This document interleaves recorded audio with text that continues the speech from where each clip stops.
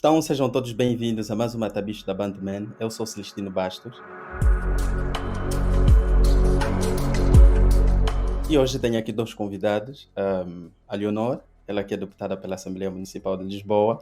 Leonor, seja muito bem-vinda. Tenho o Mena Cotuala, que é escritor e analista político, que também estará conosco hoje. E o tema de hoje é a extrema-direita e os novos movimentos que têm surgido na Europa. Ahm, e eu vou começar por ti, Leonor. Eu sei que tu és uma pessoa que tem estado na linha da frente e tem várias vezes falado sobre esse assunto. Como é que tu olhas para os movimentos da extrema-direita, para o crescimento dos movimentos da extrema-direita na Europa e principalmente em Portugal? Bem, obrigada pelo convite. Acho que há várias questões aqui. Em primeiro lugar, é óbvio, nós olhamos para toda a Europa, que os movimentos de extrema-direita, xenófobos, racistas, contra a imigração, que apesar de terem as suas diferenças entre si, têm muita coisa em comum, estão a crescer por toda a Europa e, na verdade, um pouco por todo o mundo. E este é um fenómeno muito preocupante. E acho que há aqui algumas coisas que valem a pena dizer, assim para começar, depois podemos falar mais sobre elas. Em primeiro Uhum. lugar, que muitos destes movimentos, partidos, se apresentam como sendo contra o sistema, ou seja, com esta ideia de que vão mudar o sistema e que são algo diferente, mas que na verdade representam o pior que o sistema tem. Por um lado, porque tanto em Portugal como nos outros países são apoiados pelas grandes elites económicas e têm financiamento dos grandes grupos económicos, tal como outros partidos de direita tradicional já tiveram. Não querem de forma nenhuma mudar o regime económico, não querem de forma nenhuma alterar a forma como as pessoas vivem, cada vez pior com a inflação, com os baixos salários, ou seja, não há nenhum desejo de mudar as condições de vida das pessoas para melhor. Há sim um aproveitamento do facto de que as pessoas vivem mal, em alguns casos, por exemplo, o francês, com muitos descontentes da globalização que perderam os seus empregos, ou com pessoas que hoje em dia ganham mal, têm baixos salários, aproveitar esse sentimento, que é um sentimento verdadeiro nas pessoas, de desespero com uma vida difícil, e virá-los contra os imigrantes, com uma política racista e xenófoba, e no caso português nós vemos muito nos últimos tempos um grande ataque à imigração e esta questão dos imigrantes muçulmanos, e isso tem vários formatos por toda a Europa, tem acontecido por toda a Europa, e estamos a ver a nossa versão cá em Portugal, que neste momento está com muita força, e que claro que acho que é uma grande preocupação para qualquer pessoa que valoriza a democracia. Mena, como uma pessoa, eu sei, obrigado, Leonor. Eu sei que tu viveste muito tempo aqui na Europa e principalmente em Portugal. Como imigrante, como é que tu olhas? Nós sabemos que a extrema-direita ela tem essa tendência a ser contra a imigração. No fundo, nós sabemos que eles são contra os imigrantes. E como uma pessoa que viveu na Europa durante muito tempo, como é que tu se sentes em relação a isso? Bom, primeiro vou abordar isto em três partes. Primeiro, na minha perspectiva muito pessoal, da minha vivência que eu tive. Eu fiquei 10 anos em Portugal, tive a oportunidade de estudar, de trabalhar, sou contribuinte, tenho, tenho número de segurança social para aqueles que, bom, continuam com a falsa narrativa de que os imigrantes estão em Portugal por simplesmente para viver à custa do Estado. Eu não sou um desses, Uhum. nunca fui. Entretanto, sinto-me mal, fico desapontado com essa regressão do Estado Democrático de Direito, porque no final do dia vimos aqui grupos interessados em participar da política, mas com argumentos muito duvidosos, não éticos, e que ferem, acima de tudo, os direitos e as garantias das liberdades individuais das pessoas. Claramente que os imigrantes não decidiram por si sair dos seus países e ir viver na Europa para pura e simplesmente serem sustentados por um Estado. Não, existem aqui várias condições que propiciam que nós tenhamos vários imigrantes na Europa. Uns eventualmente saíram pela dificuldade econômica, outros por motivos de saúde, outros por motivos acadêmicos e outros até por uma questão de crescimento na carreira. Como também existem muitos jovens portugueses que migram para outras partes da Europa. Segunda abordagem tem a ver com 2 pontos que estão muito baseados naquilo que é o crescimento da extrema-direita, podemos assim dizer. Pronto, eu prefiro chamar mesmo de movimentos fascistas, não é? Primeiro, que tem a ver com o temor e a incompreensão da imigração. Existem muitos tabus sobre o fenômeno da imigração e que acaba a ser deturpado e passado de forma muito negativa aquilo que é o contributo do imigrante numa sociedade. Claramente que nós temos a perspectiva multicultural ou multiculturalista das sociedades contemporâneas, que acabam por ser observadas numa lupa muito negativista da coisa. Ou seja, olhamos pura e simplesmente para aquilo que são os problemas que advêm dessa multiculturalidade das sociedades e não olhamos para as vantagens que nós temos em incluir ou incorporar outras culturas numa sociedade. Então, esses movimentos fascistas tentam deturpar a percepção e os conceitos de imigração de uma sociedade contemporânea multicultural para elevarem o sentimento de medo, de exclusão e de repúdio para outras culturas, o que é perigoso. Terceiro, tem a ver com a própria deturpação do nacionalismo. Muitos destes movimentos dizem que são nacionalistas, que querem voltar a trazer o sentimento patriótico, o sentimento de unificação, de unidade da nação, os valores culturais que conduzem à ancestralidade europeia, mas no final do dia acabam por deturpar aqui os conceitos de nacionalismo. Quando falamos de nacionalismo, estamos a falar de um sentimento de construção de nação, de unificação de um povo, de uma cultura, que tem consigo um conjunto de traços que os ligam, né? E que conduzem esse mesmo povo, ou esse grupo social, para um objetivo comum. E não é isso que nós temos estado a observar nos partidos de extrema-direita na Europa. Desde Viktor Orbán até a Giorgia Meloni, essa até com muitas ressalvas, porque acaba por ser herdeira de um partido fascista, né?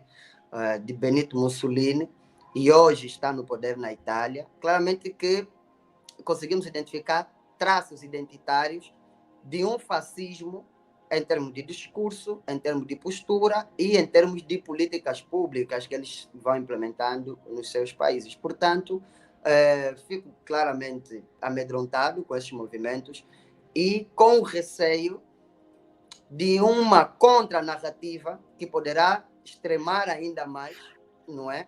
Em contrapeso a esses movimentos, que poderá criar aqui uma trincheira ideológica onde claramente pessoas mais moderadas poderão se ver no meio e poderão sofrer com as consequências. Ok, eu vou pegar aqui no gancho que acabaste de dizer sobre os movimentos fascistas. Eu acho que isso se tornou uma tendência na Europa. Nós vemos todos os dias surgem novos movimentos pela Europa com tendência à extrema-direita. Leonor, tu achas que isso trata-se de uma fragilidade das instituições ou é uma questão da redefinição do conceito de democracia por parte das pessoas? Do que é que se trata, afinal? O que é que está na base disso? Eu acho que há aqui várias questões. Em primeiro lugar, acho que o que nós vemos hoje com esta ascensão destes movimentos de extrema-direita e estes movimentos fascistas não é, para começar, não é um fenómeno 100% novo. Nós já ouvimos no passado, nos anos 20 e 30 do século passado, que num momento de crise profunda do capitalismo que aconteceu há 100 anos, surgiram estes movimentos que surgem como, em grande medida, e há muitos autores que estudam os fenómenos da extrema-direita e do fascismo, que os explicam como uma forma, um capitalismo que vem com mais força para suprimir liberdades sociais e para tentar, no fundo, uma regressão de direitos sociais de minorias, de imigrantes, de mulheres, de pessoas LGBT, e acho que é preciso olhar hoje para a extrema-direita e para os movimentos fascistas também sob esta luz de que vivemos num momento de crise do capitalismo, com crises sucessivas em que as pessoas vivem cada vez pior, e estes movimentos surgem como uma forma de... e todos eles, aliás, tirando o Rassemblement National em França, são movimentos muito ligados a políticas ultraliberais de destruição do Estado Social, de baixar, de destruição da segurança social, dos apoios aos mais pobres. Portanto, vêm todos associados a um programa ultraliberal muito forte e de destruição do Estado Social. Portanto, vêm como um capitalismo que vem com mais força e com um grande desprezo pela democracia. E depois acho que as instituições democráticas realmente, quer dizer, acho que não é só uma questão de não estarem preparadas, tem a ver com a própria gênese da democracia liberal ocidental. Quer dizer, nós vemos que por toda a Europa, e em Portugal vamos ver nestas eleições o que é que vai acontecer, os partidos da direita dita tradicional, dita moderada, aceitam integrar estas forças de extrema-direita, ou seja, aceitam ir para o governo com elas, aceitam negociar com elas, aceitam soluções governativas apoiadas pela extrema-direita, sempre com esta ideia de que vão conseguir moderar a extrema-direita, mas a verdade é que isso nunca acontece. Nunca aconteceu há 100 anos e não acontece agora. Por exemplo, em Itália, tanto em Itália como em França, nós vemos que a direita mais moderada...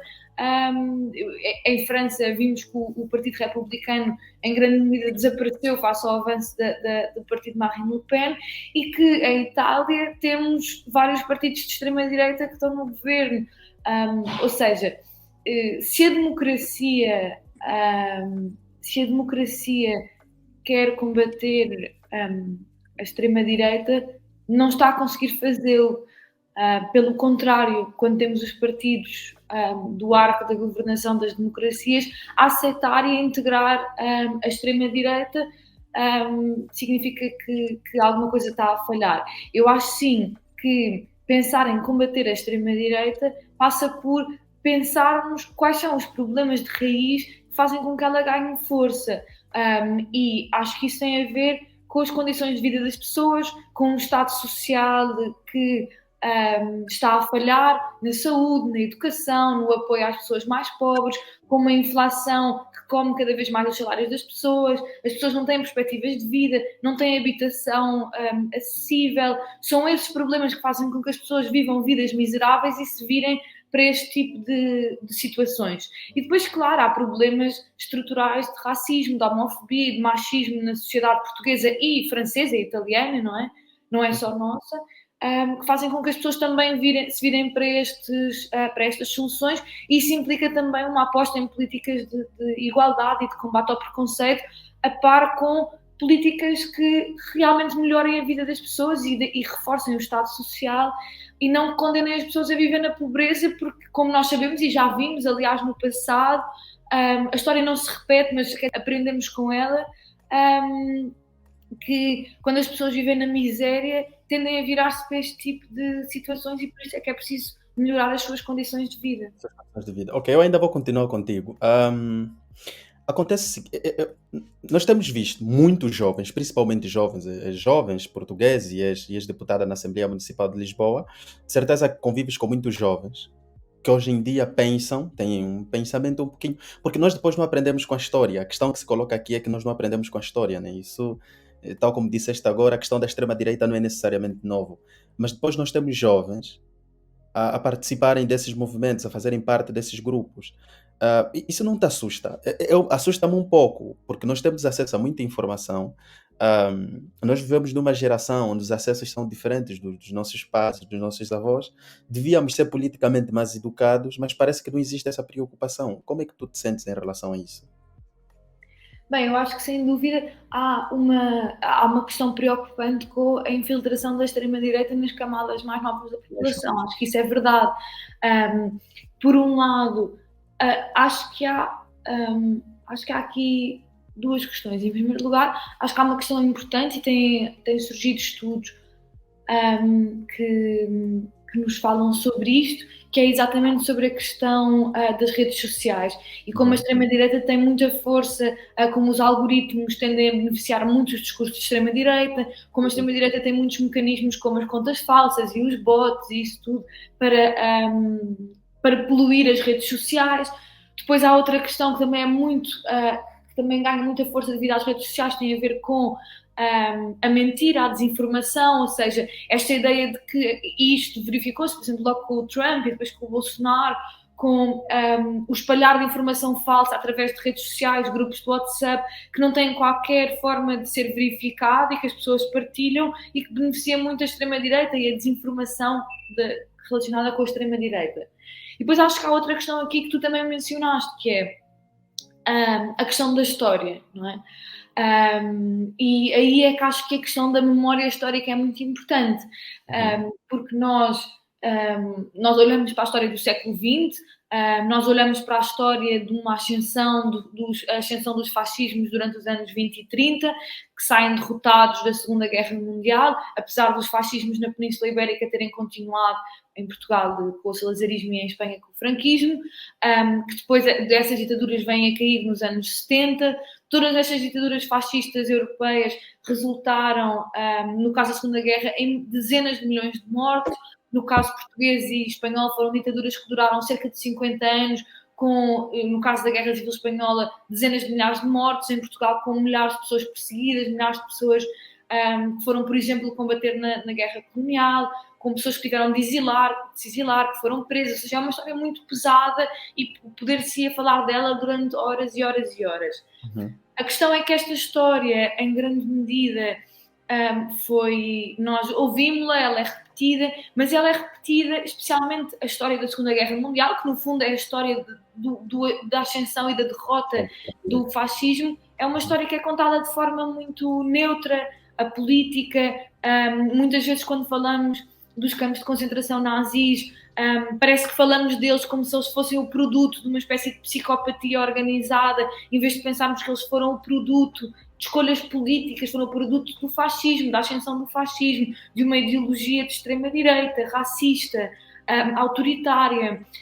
E muitas vezes esta memória da Segunda Guerra Mundial e do fascismo é contada de forma muito neutralizada, como se fosse uma coisa que está no passado e que não pode voltar a acontecer.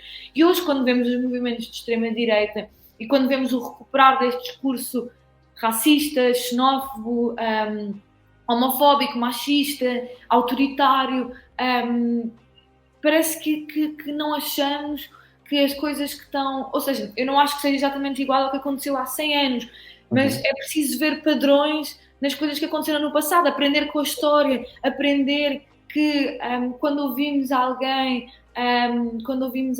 como ouvimos cá em Portugal, o líder do partido de extrema-direita, pedir, no fundo, a segregação de grupos étnicos, como ele já pediu para as pessoas da etnia cigana, que isto tem uma carga histórica destes regimes fascistas que segregaram, assassinaram milhões de pessoas. E acho que é muito importante trazer essa história para o presente, ou seja, estar sempre a dizer, se nós não queremos que estas coisas voltem a acontecer, nós não podemos deixar que elas aconteçam. Isto não é só uma coisa que nós estudamos na escola e depois esquecemos. Temos de estar sempre a fazer com que não aconteça novamente, e acho que agora a nossa geração tem essa responsabilidade histórica de travar estas novas formas de extrema-direita e de fascismo. Olha, falaste sobre padrões. É interessante porque já tive várias conversas com alguns amigos e falamos abertamente sobre isso, sobre haver alguns padrões de comportamentos, principalmente discursos também, em relação às minorias. Nós sabemos que em Portugal a questão da discussão das minorias ela é dirigida diretamente para os ciganos, começa-se para os ciganos. Não muito diferente do que aconteceu, por exemplo, na Alemanha nazi, quando se começou contra os judeus, o antissemitismo, o ódio contra os judeus, depois passou para outros grupos minoritários. Tu achas que isso também tende a acontecer aqui? Achas que daqui mais algum tempo nós vamos ter um combate? Porque nós hoje em Portugal, o que se registra em Portugal é um combate direto aos ciganos, e depois vêm os indianos e outros grupos minoritários que vêm da Ásia, mas achas que tem tendência a se alastrar e depois... Eu acho que sim. Acho que tem tendência a alastrar-se e a agravar-se. acho que nós vemos que o Partido de Extrema-Direita, desde a sua gênese, que fala muito da questão das pessoas da etnia cigana, não é? Esta ideia da subsidiodependência, cria esta falsa ideia de uma criminalidade extrema, esta ideia de viver à custa do Estado, tudo coisas que são mentiras, ou seja, dados de criminalidade inventados. A verdade do que nós vemos do RSI é que a percentagem de pessoas, quer dizer, o RSI é um valor completamente diminuto, não é? Ninguém vive à custa de 100 e poucos euros por mês. Quer dizer, isto são tudo coisas que já houve bons trabalhos jornalísticos. Há um bom trabalho no jornal que é o 74 sobre esta questão do RSI, das pessoas de etnia cigana. Um bom trabalho a desmistificar isto. Mas pronto, são mentiras que são espalhadas e que as pessoas... e que muita gente acredita, não é? Porque há muito preconceito e muita ciganofobia em Portugal, e agora, ou seja, começou muito com esta questão.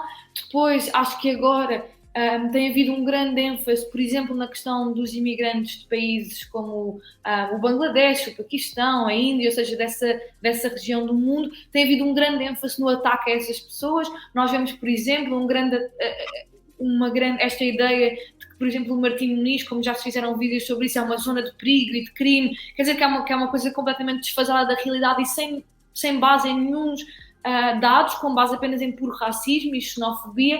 E acho que a extrema-direita agora está muito a cavalgar esta onda da islamofobia, a falar desta ideia de uma substituição, ou dos valores europeus que estão postos em risco, e isto, no caso do Chega em Portugal, é claramente uma imitação dos partidos de extrema-direita da AfD na Alemanha, ou da Frente Nacional em França, que também cavalgam muito esta onda da islamofobia.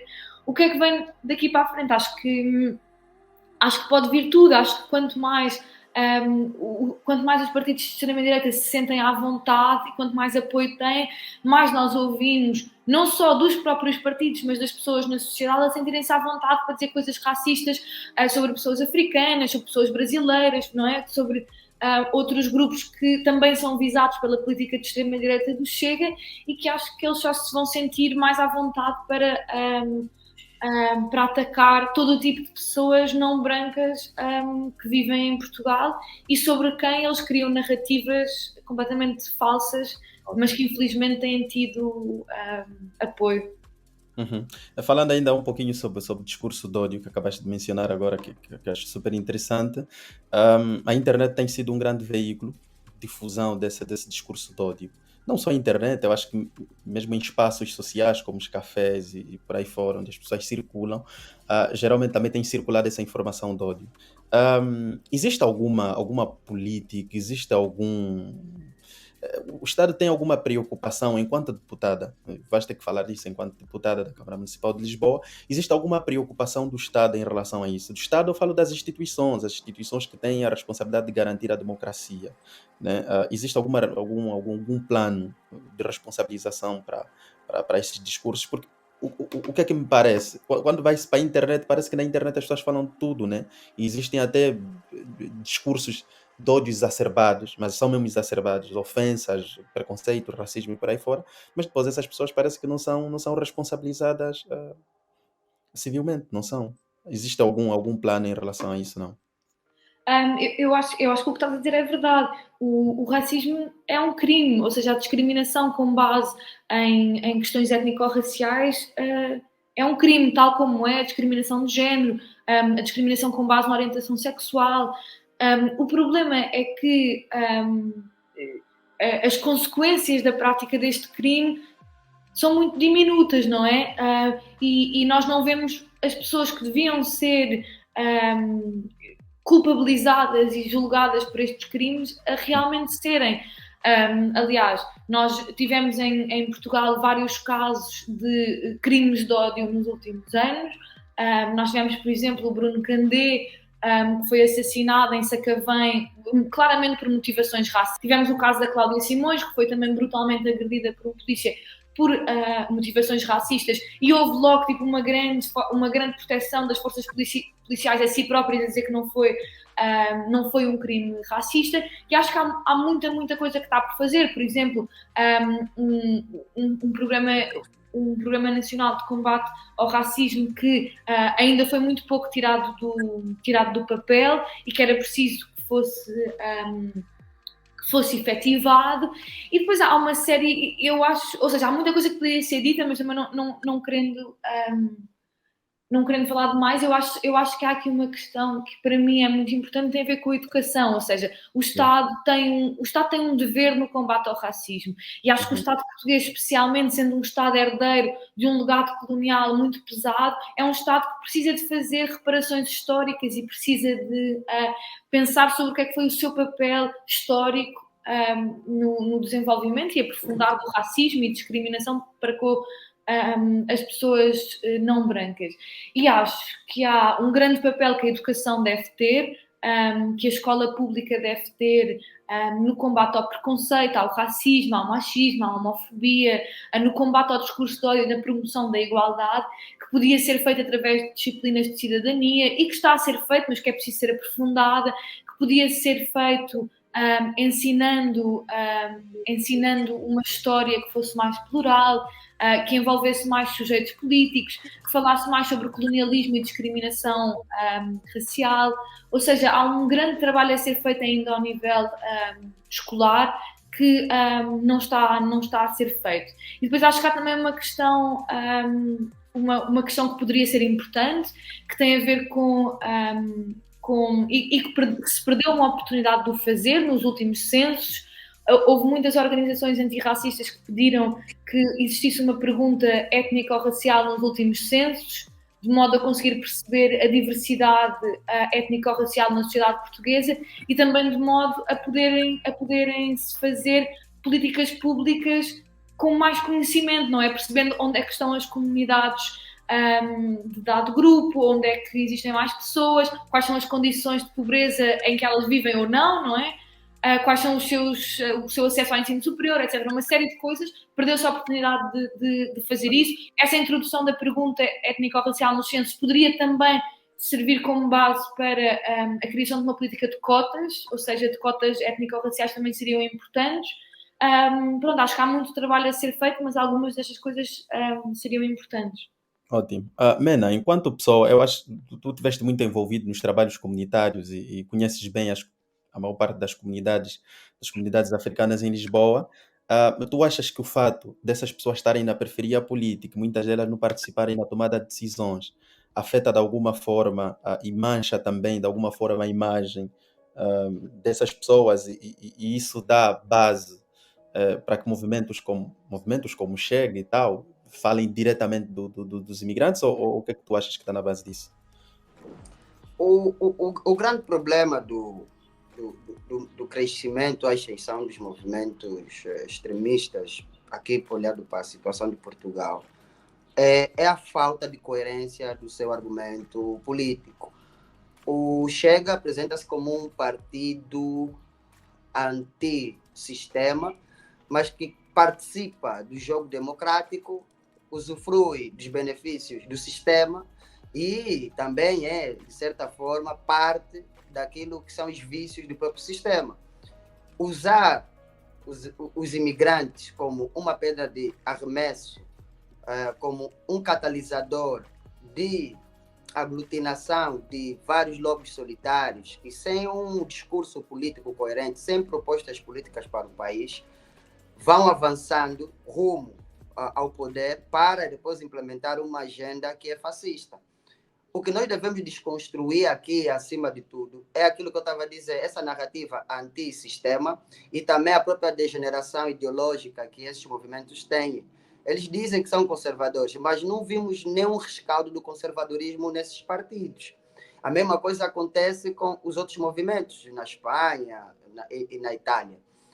No caso de Portugal, as comunidades de imigrantes são muito vulneráveis, embora tenha assim, algumas organizações muito pequenas, associações, que vão meia e volta procurando representatividade no espaço social, no espaço público, no espaço político, para poder dar um elan motivacional para as futuras gerações sentirem-se, de facto, incluídas na sociedade portuguesa. A Leonor disse muito bem, pela história de Portugal, que nós conhecemos de ter colonizado vários territórios em África, recai sobre si também um peso histórico de reconstrução e reposição de alguns factos negativos e também positivos. Mas aqui nos negativos, nós devemos compreender que todos esses povos que outrora foram colonizados por Portugal têm uma ligação cultural à língua portuguesa e outros valores que nós compartilhamos.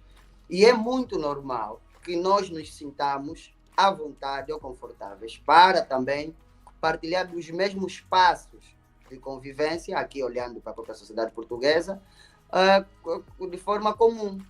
E quando nós vimos o ataque que a senhora Cláudia Simões sofreu, o assassinato em asta pública do Bruno Candé, as hostilizações que a ex-deputada Joacine Catar Moreira sofria, e também os ataques racistas que a jornalista Conceição Queiroz também sofre, representam, acima de tudo, uma fragilidade do sistema em reter e punir judicialmente esses movimentos.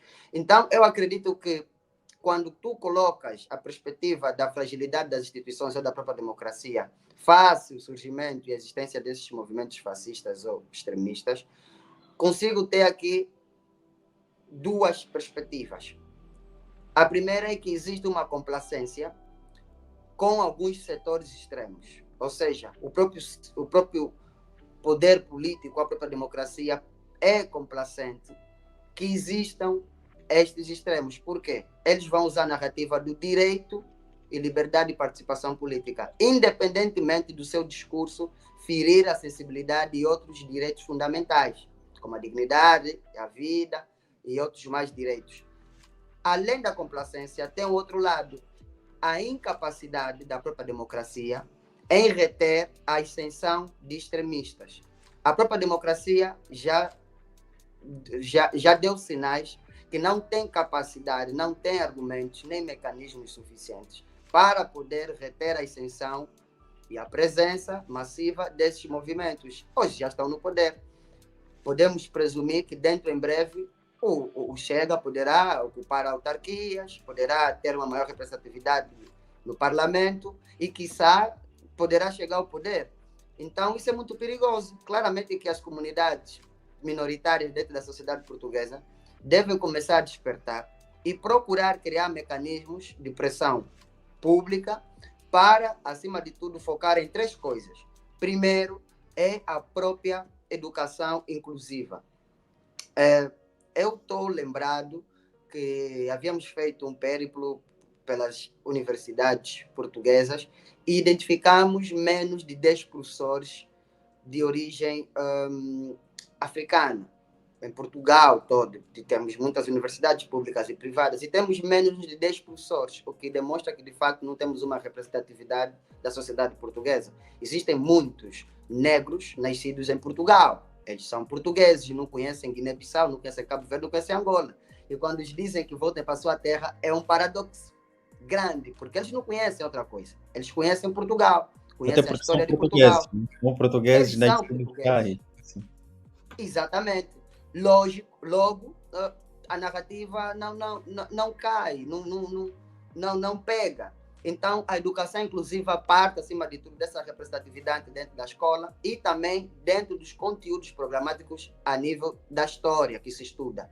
Também já foi levantada uma petição para se fazer uma revisão dos conteúdos históricos, porque acaba por ser desconfortável para crianças e adolescentes ouvirem um bocadinho da história de Portugal e aquele processo todo em que envolve Portugal e as ex-colônias, os estados africanos, dentro de uma postura de subserviência, não é? E que continua a escamotear ou a criar ganchos de argumento racial, de preconceito racial. Então, isso deve ser revisto com alguma urgência e os movimentos devem se unir em torno disso para que não criemos aqui outros problemas no futuro. Outro ponto tem a ver com a própria sensibilização cívica. Os meios de comunicação, como o quarto poder, têm responsabilidade sobre a formatação da opinião pública. não só a formatação, como informar, como esclarecer e também conquistar, não é, a simpatia ou a atenção das pessoas. Dentro dessas órbitas que estão dentro dos objetivos da própria comunicação, eles têm a responsabilidade de sensibilizar civicamente a própria sociedade sobre um conjunto de factos, sobre um conjunto de fenômenos sociais que vão acontecendo e que poderão criar consequências para a harmonia da mesma sociedade portuguesa. Então, nós temos aqui esses dois pontos que também devem ser levados em consideração para podermos, então, desconstruir essa narrativa que os grupos extremistas ou fascistas vão utilizando. E terceiro, e não menos importante, tem a ver com a responsabilização política e judicial. Elenquei esses casos e não conhecemos o desfecho, quer da Cláudia Simões, do Bruno Candé, da Conceição Queiroz, que até sofreu racismo durante uma própria entrevista que ela estava a fazer nas ruas de Lisboa, e a própria Jacine Catar, que foi fustigada inúmeras vezes e não viu os autores a serem responsabilizados judicialmente. Logo, dá brecha para que esses movimentos sintam-se confortáveis para hoje irem encher as ruas de Lisboa com tochas, com simbologia nazista, discursos de ódio, e daqui a dias vamos ver perseguições, agressões muito violentas. Eu próprio tive uma experiência muito complicada, muito complexa, que em parte forçou a minha volta para Angola, que foi um episódio que eu tive com o senhor Mário Machado,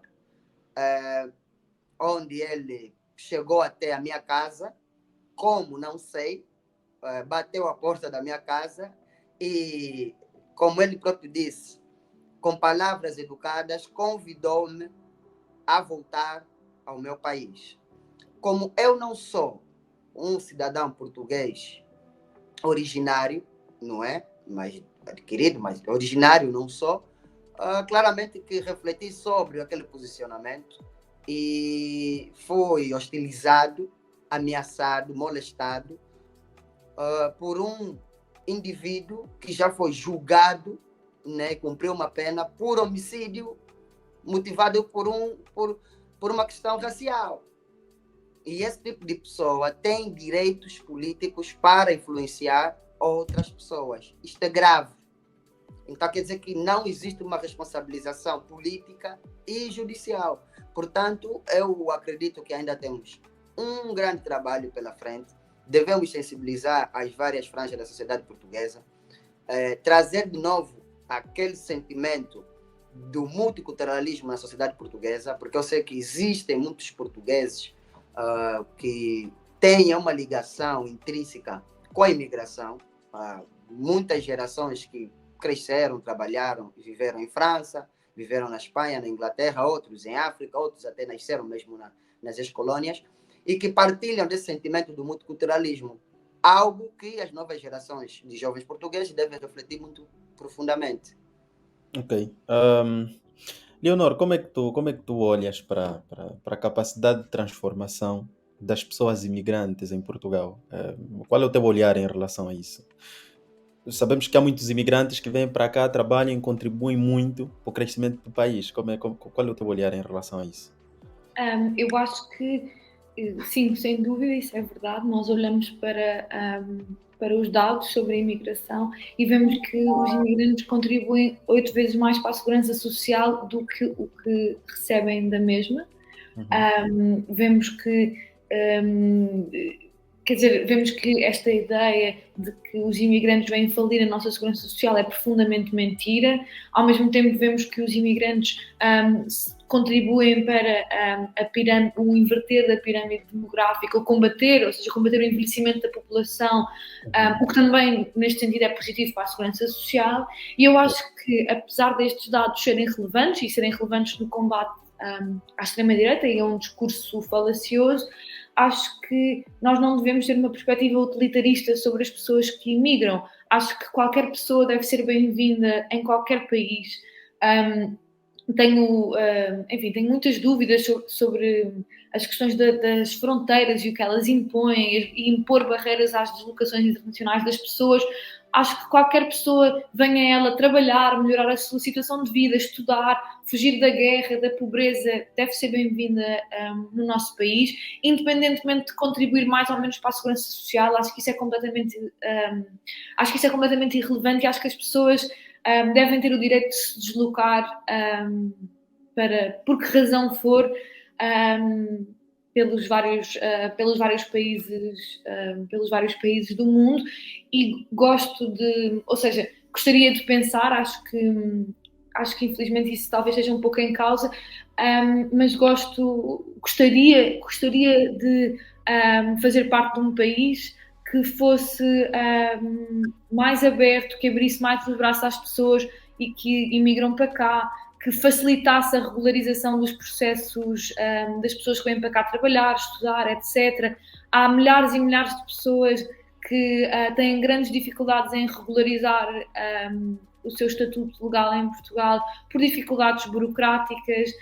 É preciso mudar isso, é preciso ter uma política de braços abertos a todo tipo de pessoas que vêm para Portugal.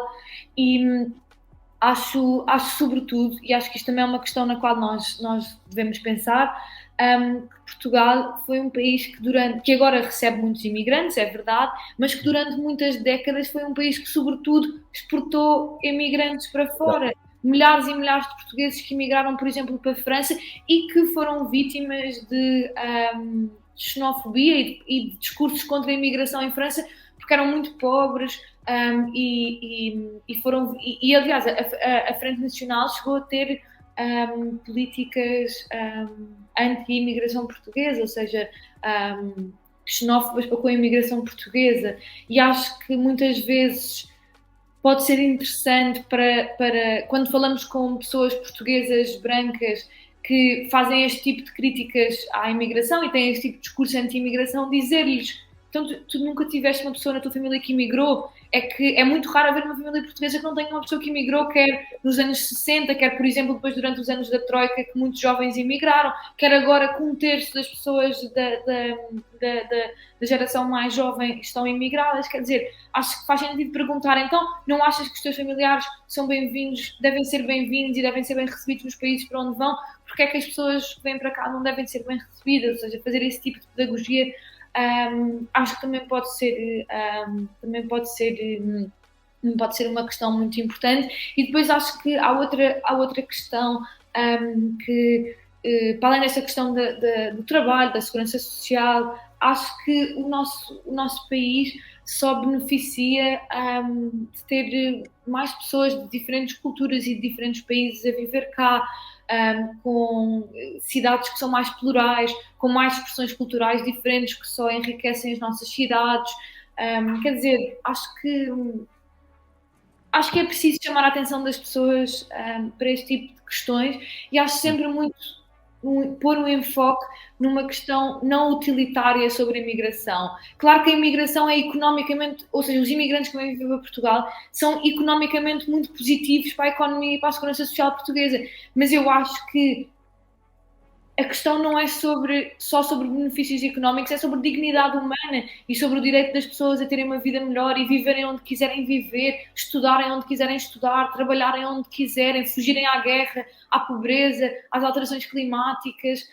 Acho que o foco deve ser posto exatamente na questão da dignidade e da igualdade humana, e não tanto nos benefícios económicos, bem que eles também podem ser uma arma retórica importante no combate à extrema-direita. Ok. Mena, passo a mesma pergunta para ti. Tu conheces bem as comunidades, visitaste várias comunidades. Como é que olhas para a capacidade de transformação dos imigrantes aqui em Portugal? Olha, olhando para o traço psicológico do imigrante, de qualquer imigrante, compreendemos que muitas dessas pessoas vêm com traumas sociais e psicológicos que carregam desde os seus países originários. E chegar no novo espaço, no novo habitat, com uma nova cultura, uma nova sociedade, com novos desafios e obstáculos, nunca é fácil. Muitos vêm com uma mão à frente, outra mão atrás, e com filhos, não é? E que têm que se adaptar a essa nova realidade. E quando encontram, claramente, um terreno não muito receptivo cria ainda mais dificuldade para a integração dessas pessoas nessa sociedade. Mas, de bom tom, devemos também reconhecer que, de fato, em Portugal, nós temos muitos imigrantes que contribuem muito para o crescimento do país, não somente a nível econômico, e aqui podemos olhar para o setor imobiliário, para o setor da construção civil, e podemos olhar também para o setor da economia circular, né? A maior parte das lojas de conveniência que nós temos em Portugal são de imigrantes, né? As lojas dos monhens e tal. Nós temos muito serviço em torno da gestão dos imigrantes. E também o contributo que existe para a arte, no geral, para a literatura, para o cinema, para a música, e também para o desporto. Nós temos grandes medalhistas olímpicos que são imigrantes, não é? Olhando aqui para a Patrícia Mamona, para olhar para o Jorge Fonseca, a judoca. Então, nós temos aqui um conjunto de pessoas que, de facto, se identificam com a nação portuguesa e que contribuem muito, de forma até sacrificada, não somente para o benefício do país, mas também por um reconhecimento social, porque nós somos seres humanos. Muitas das vezes não queremos um benefício monetário, mas um reconhecimento social de que temos tido um contributo e que é valorizado naquela sociedade. Uhum. Então, aqui a sociedade portuguesa tem um outro dilema. Ao permitirmos que esses movimentos xenófobos, fascistas e racistas tenham voz, vamos criar um antagonismo racial do outro lado.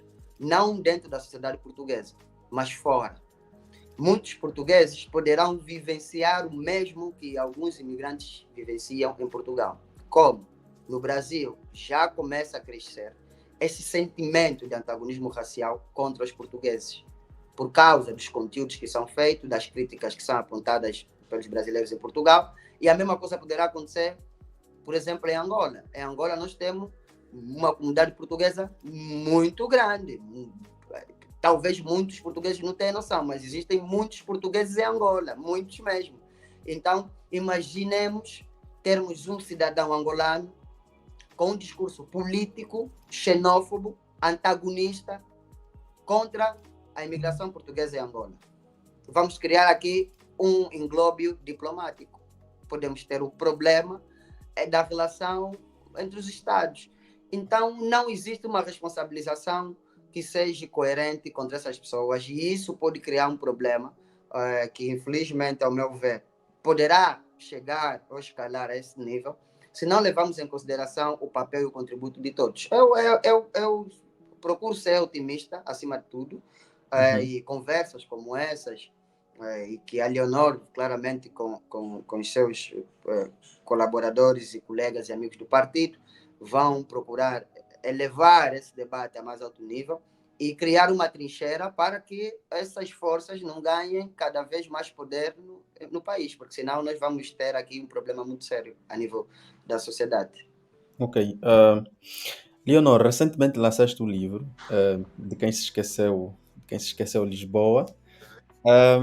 E eu queria falar um pouquinho sobre a questão da exclusão social. Acho que a falta de reconhecimento social por parte de certos atores, sejam eles atores políticos, atores culturais, até atores sociais, a falta de reconhecimento dessas pessoas e a exposição dessas pessoas acaba também por ofuscar um pouquinho a participação de certos grupos que são minoritários dentro, por exemplo, da Constituição do país, de Portugal como tal.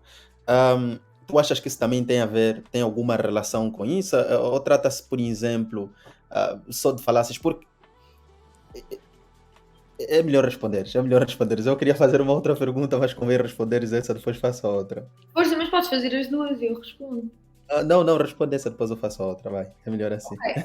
Eu acho que a questão da memória no espaço público é uma questão muito importante. Como acho que, em geral, a questão da memória é muito importante. E nós já há bocadinho falámos um pouco sobre, por exemplo, como a questão da memória do que foi a Segunda Guerra Mundial, o nazismo, o fascismo é muito importante hoje em dia. E eu acho também que é muito importante a forma como nós hoje pensamos a nossa própria história, porque a forma como a nossa história como país tem a ver com a forma como nós continuamos a tratar minorias e grupos sociais que são excluídos dentro do nosso país. E quando nós temos uma história e uma narrativa oficial essa que está expressa no espaço público, nos manuais escolares, nos discursos oficiais dos representantes do Estado português, uma narrativa que continua a contar uma história de uns descobrimentos, entre aspas, que foram benéficos, de uma colonização que foi benigna, de uma guerra colonial que foi justa. Ou seja, isto são assim, algumas dessas ideias muito ligadas à ideia do lusotropicalismo, que as pessoas colonizadas beneficiaram do colonialismo português, que nós nunca fomos racistas, que nós, etc. Todas estas coisas que nós sabemos, no meu entender, continuam a ser muito importantes porque o colonialismo, no fundo, é a base de uma série de coisas no nosso mundo, mas é a base, obviamente, do racismo. E quando nós não lidamos com a nossa própria história e não somos capazes de contar abertamente a história da violência colonial, da violência do que foi feito na guerra colonial, das campanhas de pacificação, do estatuto do indígena, enfim, de uma série de coisas da escravatura que nós falamos de forma muito superficial, por exemplo, nos currículos escolares, e não de forma tão aprofundada e dando um papel tão preponderante ao tráfico de pessoas escravizadas de Portugal, como Portugal realmente teve. Ou seja, todas estas questões se interligam e perpetuam as formas de racismo que ainda hoje, e de xenofobia, e de segregação, e de discriminação, que ainda hoje vivemos. E acho que seria muito importante para Portugal que se pudesse abrir um novo capítulo em Portugal, em que se reconhecem os erros do passado, se pede desculpa por eles e se começa um processo de reparação histórica, tanto para com os países que foram colonizados, mas também para com as pessoas racializadas que moram em Portugal e continuam a ser vítimas de racismo por causa desse passado histórico. Portanto, eu acho que, sem dúvida, há uma relação entre a história e a atualidade, e por isso é que é tão importante contar contar a verdade do que foi o colonialismo português e não continuar a contar assim, umas histórias um bocadinho inventadas. Ok, ótimo. É o seguinte, há uma frase que se usa muito em Portugal que é volte para a tua terra. Isso é transversal, acho que qualquer imigrante que vive em Portugal já deve ter ouvido isso. Mas depois há pessoas que acabam por justificar essa frase usando a questão histórica, por exemplo, da descolonização, do processo da luta da descolonização, que aconteceu há muitos anos, que não faz muito tempo, são 50 anos apenas. Mena, tu achas que ainda existe algum tipo de saudade em relação. Existe ainda algum tipo de saudade em relação ao processo que muita gente viveu durante o período colonial, em trazerem isso à tona, depois discutirem abertamente, sem nenhum receio sobre essas questões? Não vamos usar o termo saudade, vamos usar o termo saudosismo colonial. Saudosismo. Infelizmente ainda é notório e eu já havia refletido muito sobre isso, mas isso deve ser uma outra coisa. É necessário reconstruir o imaginário coletivo português, porque a geração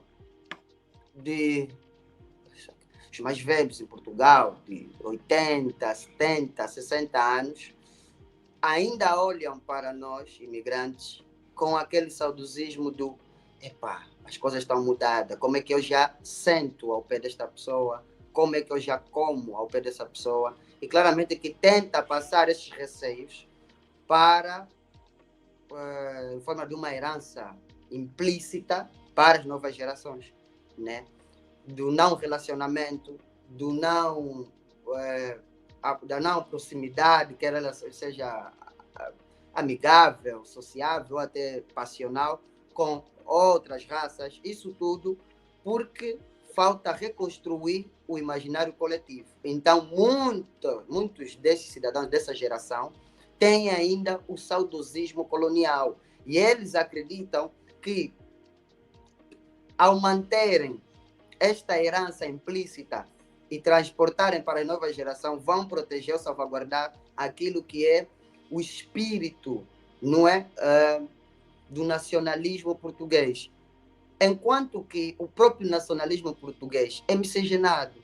Se formos a olhar para a história de Portugal, vamos dar conta que tivemos até reis portugueses que têm outra ascendência, como espanhola, francesa e por aí vai.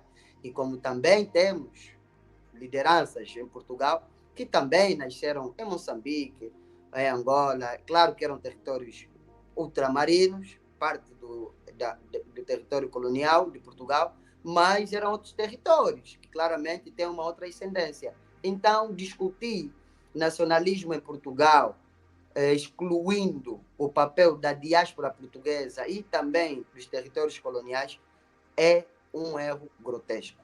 E, portanto, esse saudosismo ainda está no imaginário coletivo, então há necessidade de se reconstruir esse imaginário coletivo que está intrinsecamente ligado às memórias do colonialismo.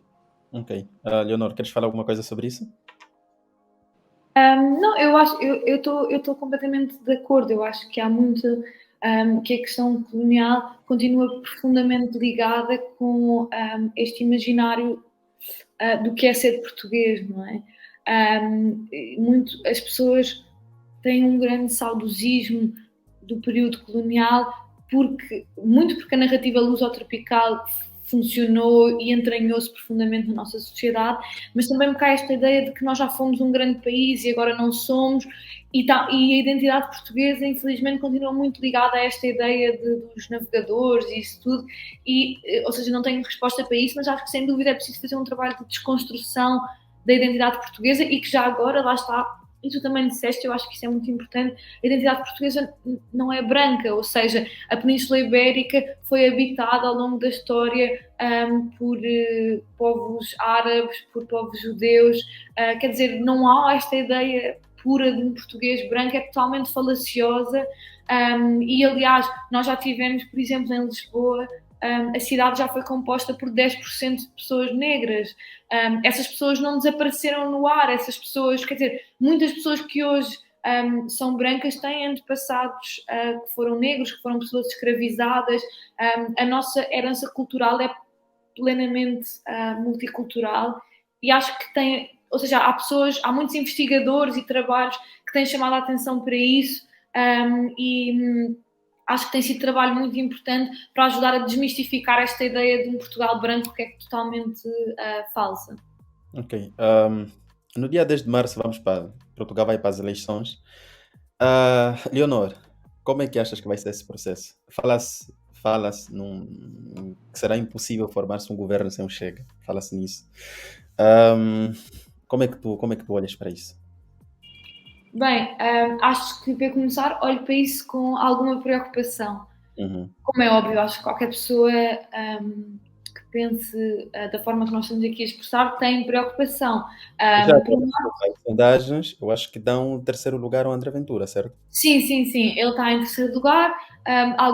Várias sondagens já lhe deram um resultado muito próximo até da AD, que está em segundo lugar. Portanto, o que isto mostra é que muito dificilmente a direita, se este cenário que as sondagens mostram se confirmar, a verdade é que as sondagens nem sempre são completamente fiáveis, mas a verdade é que o que mostra é que este cenário mostra que a direita não conseguirá formar uma maioria sem o Chega. E apesar de Luís Montenegro já ter dito várias vezes que não formará um governo com o Chega, nós olhamos para o resto da Europa e vemos que a direita dita moderada, tradicional, nunca deixou de fazer governos com a extrema-direita quando a sua chegada ao poder dependia disso. Portanto, em Portugal também não me parece que será diferente. Acho que há muitos cenários que ainda estão em cima da mesa, não é? Há sempre a perspectiva de uma maioria de esquerda ainda. Acho que não está... nem tudo está perdido ainda, mas claro que é um cenário preocupante, mas veremos. Acho que ainda falta quase um mês e meio. Na verdade, falta um mês e um dia para as eleições. Ainda falta muito e acho que a força da democracia ainda tem muito espaço para combater a extrema-direita e vejamos como corre. Ótimo.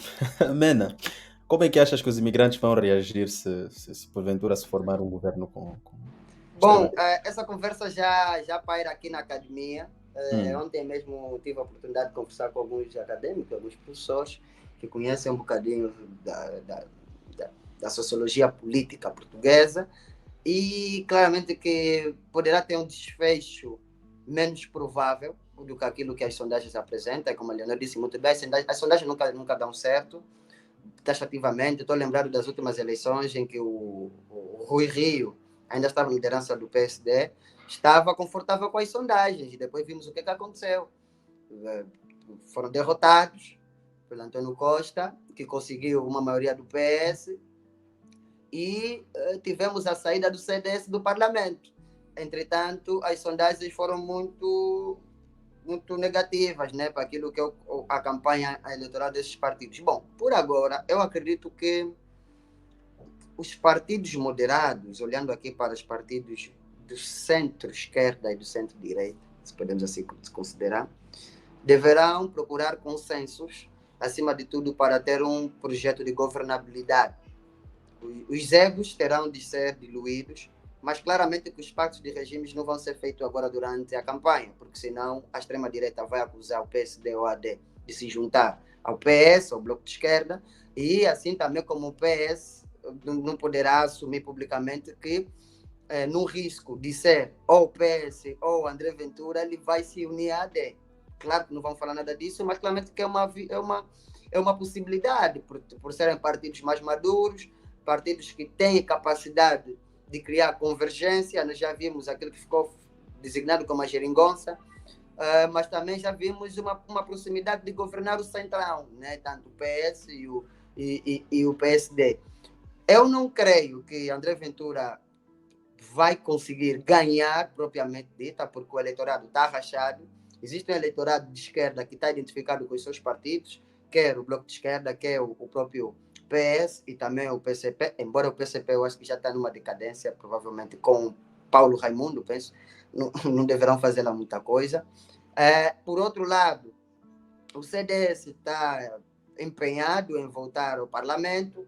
Temos aí alguns nomes, aliás, o CDS tem nomes muito interessantes, como a Cília Meirelles, não é?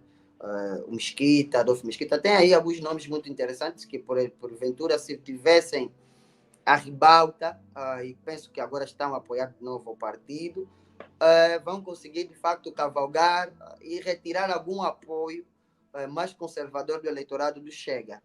O discurso extremista, claramente que tem um limite. Existe um limite. E eu não creio que o Chega, eventualmente, se em todas as hipóteses chegar ao governo, vai manter a mesma agenda. Não vai.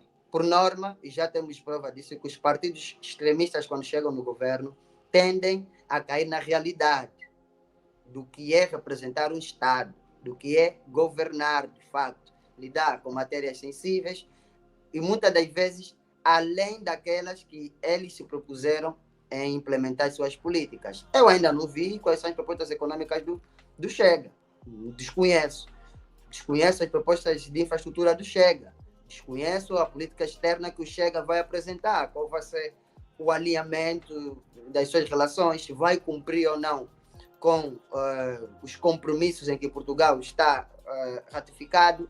Então, são questões que apenas políticos amadores apresentam durante as eleições para conquistar o eleitorado, mas quando chegam, de facto, em contraste com a realidade, com a dificuldade do que é governar um país, que tem imensos problemas e muitos desafios, eles claramente que amadurecem. E eu creio que chega a amadurecer algum dia. Portanto, eu não sei qual será o desfecho. Eu ideologicamente me encontro um bocadinho mais no centro-direita. Tenho algumas questões ligadas à economia que eu priorizo, né, em termos das parcerias público-privadas. Alguns setores claramente chaves e estratégicos do país devem continuar na gestão do Estado. E outros setores, acredito que o privado pode garantir eficiência e qualidade na entrega desses serviços, mas a nível dos valores sociais, tendo a ser um bocadinho também mais liberal, mais aberto, né? No respeito das liberdades individuais das pessoas, das escolhas. Eu não sou daquele que acha que o Estado deve determinar com quem eu caso, se gosto de homem, se gosto de mulher. Eu não sou desses. Mas reconheço que existe um limite claramente naquilo que é a intervenção do Estado na vida das pessoas, não é? Okay. Então, eu quero que os portugueses escolham o melhor para eles, aqueles que eles sintam que os vai representar, é Uhum. claramente um momento de terminar com a ruptura do Partido Socialista, porque sabemos que não dá para confiar no Partido Socialista durante muito tempo, e já deram muito tempo ao Partido Socialista.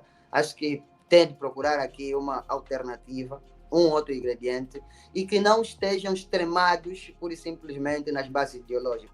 Leonor, há um cartaz no teu perfil que diz 25 de abril sempre, fascismo nunca mais. Sei que o 25 de abril é uma data importante para nós, para todos nós. O 25 de abril marca a queda da ditadura em Portugal, mas também é o início do processo de descolonização dos países africanos de língua oficial portuguesa.